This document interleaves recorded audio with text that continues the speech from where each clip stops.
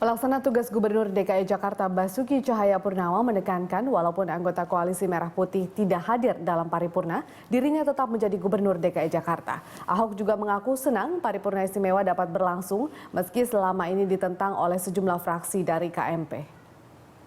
Jadi sebetulnya tanpa paripurna DPRD pun Presiden akan melantik. Cuma kan kita kan orang timur tuh selalu dibuat acara lah gitu dari dulu. Supaya DPRD itu ada paripurna, ada acara. Saya bukan berarti paripurna DPRD bisa menyandra pelantikan kita. Karena ini kan undang-undang. Nah ini kan menunjukkan DPRD masih banyak yang mengerti tata krama. Ada surat, ya Anda ya buatlah paripurna. Jadi paripurna ini nggak perlu untuk quorum, nggak perlu membutuhkan untuk persetujuan mereka, enggak, ini hanya diumumkan. Ini kan orang timur kan begitu kan, supaya ya sopannya ya begitulah. Ya kita terima kasih aja ya. Ini mulai kapan Pak jadi gubernurnya? Saya nggak tahu, tergantung presiden. Presiden tanda tangan, dilantik. Kalau presiden nggak sempat, yang lantiknya wapres. Kalau wapres nggak sempat, yang lantiknya Mendagri. Tapi pelantikannya ada di ibu kota. Kira-kira agendanya tanggal berapa? Udah ada ganjalan lagi ya Pak ya supaya melangkah jadi gubernur? Saya sih nggak terlalu pusing soal gubernur nggak gubernur sebetulnya. Orang SK PRT saya seperti gubernur kok. Yang penting kerja aja. Ya. Gaji beda sejuta. Ya, Anda kembali bersama kami di Prime Time Talk. Yang penting kerja, Ya. Bang Asi. Lantas apa kemudian tantangan yang akan dihadapi oleh Ahok ke depan dengan kondisi saat ini di mana jelang pelantikannya pun ini cukup menuai pro dan kontra termasuk di parlemen di DKI Jakarta begitu. Ya, saya kira kalau ditanya tantangan bagi Ahok, tantangan terbesar bagi Ahok itu adalah merealisasikan atau menjalankan janji-janji dan komitmen Jokowi Ahok ketika mereka kampanye dulu untuk mewujudkan Jakarta baru. Apa itu Jakarta baru? Yang pertama, satu, mewujudkan pemerintah Provinsi DKI Jakarta yang bersih dan bekerja profesional, yang berorientasi pada upaya pelayanan publik secara prima. Yang kedua, Ahok sering bicara bahwa sejatinya yang namanya pemerintah atau yang namanya birokrasi itu adalah pelayan publik.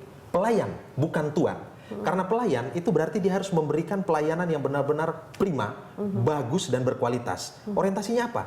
Ahok selalu mengatakan bahwa kita di Jakarta harus bekerja baik sehingga rakyat di Jakarta itu otaknya penuh, maksudnya cerdas, perutnya penuh, maksudnya mereka itu biar sehat, dan kemudian dompetnya penuh, maksudnya biar rakyat itu sejahtera. Tapi dengan saat ini kita lihat pada masa pemerintahan Ahok saat ini sebagai PLT pun juga cukup banyak atau tidak sedikit masyarakat yang memprotes juga apa yang sedang dilakukan Ahok. Ya, saya kira begini, mungkin perlu kita sadari bahwa ketika seseorang masuk dalam politik praktis atau menjadi politisi atau politikus, secara otomatis dengan sendirinya dia akan mendapatkan musuh politik atau rival tanpa dia harus melakukan kesalahan.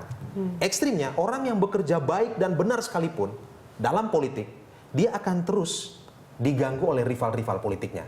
Karena itu menurut saya sikap yang ditampilkan oleh Basuki Cahayapurnama selama ini untuk tidak terlalu pusing dengan hal yang remeh-temeh dan dia terus untuk fokus bekerja, ini suatu sikap yang patut kita apresiasi. Kalau kita lihat Ahok ini sebenarnya orang yang berorientasi pada prestasi. Reward and punishment-nya itu jelas. Semuanya serba transparan begitu. Dan hari ini masyarakat sipil ataupun grassroots itu bisa melihat apa yang dilakukan oleh Basuki Cahayapurnama dari hari ke hari begitu, menyangkut keuangan, menyangkut kebijakan di di DKI Jakarta dan seterusnya dan seterusnya.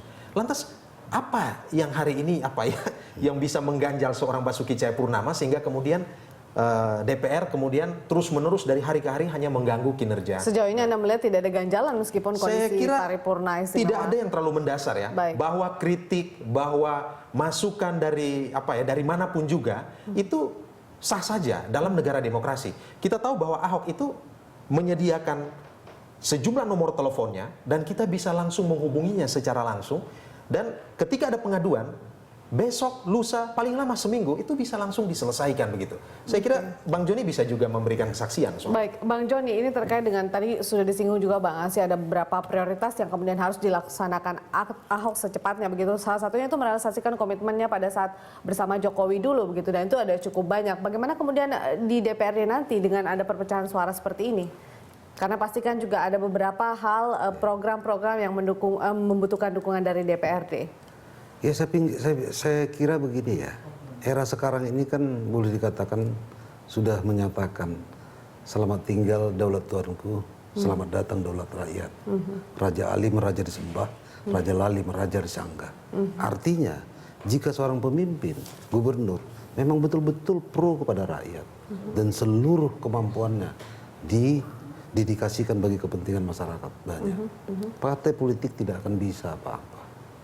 Jadi makanya saya katakan, kami di DPRD selalu saya katakan, mari kita sedikit rendah hati. Ya, jangan kira kita pikir, jangan kita GR, seolah-olah kita bisa menentukan semuanya. Meskipun dalam pembahasan beberapa hal, kemudian ke depannya misalnya itu program ataupun juga anggaran yang nantinya bisa terganjal di DPRD begitu, apakah kemudian itu bisa dimuluskan begitu Ya, Bang saya pikir Joni? pihak eksekutif juga kan nanti kan mereka juga akan cerdas, mereka juga mampu mensosialisasikan ini kepada masyarakat. Apalagi hal-hal yang bersifat kepentingan bagi kesejahteraan warga Jakarta. Saya percaya juga DPRD walaupun sekarang menolak dia ya, katakanlah, mungkin mereka juga nggak berani, nggak punya nyali untuk menolak itu.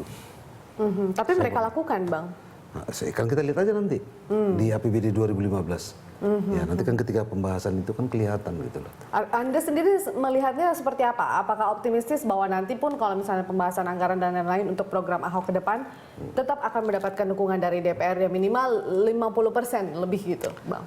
Saya mengatakan tadi sepanjang memang ini kepentingan bagi masyarakat warga Jakarta dan itu jelas, ya. Tidak adalah partai politik katakanlah melalui wakil-wakilnya di DPRD berani menolak itu. Karena kan kita ini seluruh langkah kita ini kan sebenarnya direkam oleh masyarakat. Cuma kan mereka itu boleh dikatakan silent majority. Mereka diam.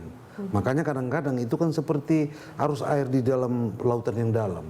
Kalau orang nggak arif melihat itu, maka akibatnya nanti adalah di pemilu 2019.